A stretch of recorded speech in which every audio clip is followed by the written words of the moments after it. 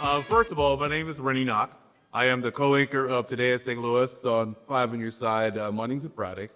It is an honor, it is a blessing, it's a pleasure to be before you this afternoon, because the man that I'm about to introduce is someone incredibly special.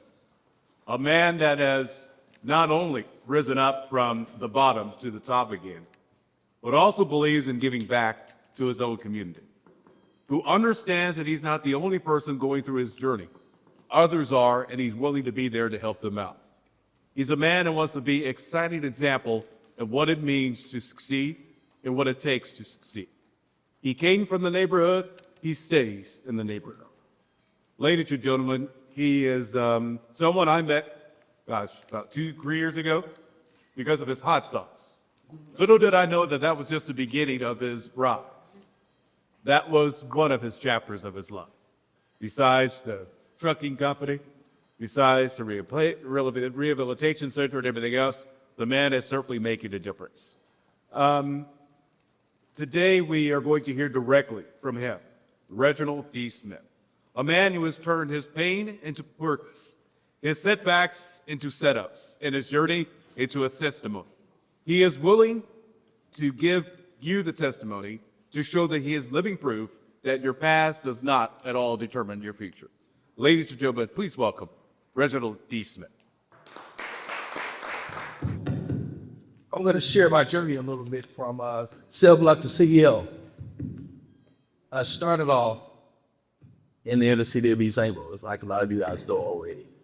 Middle class family. When I took it to a whole other level that it didn't have to go to. And I don't want to give too much out book, but it started my journey from the top, from a middle class family to the bottom, and I'm trying to get back to the top now. I'm not gonna say I'm quite there yet, but I'm trying to get back to the top. So that's the rise of a fallen king. Only child, both parents, engineers to General Motors. Never had to go down the path that I did, but I decided to play in the streets. And it took me there. Took me to prison a couple of times, a couple of rehab centers. I started helping, started praying more, and started helping, and that's what got me right. There's an answer I want to read out of the book. Just a little smart part, because I expect you guys to read the book yourself. My story proves that you can be born into love and stability, still lose your way to the streets, addiction, and prison. You can also rewrite your end. Transformation doesn't happen overnight. It happens when you take the same energy you once put into destruction and redirect it into purpose. That's how I went from cell block to CEO. That's very powerful. Hi, congratulations for your accolades. My question to you is, growing up in St. Louis, I would like to know what words would you use to inspire what you see, what you've been through, what you're spotting? What do you say to that youth? Get them on that next path. I have acronyms that I use a whole lot. Push. Pray into something that happens. Never stop praying.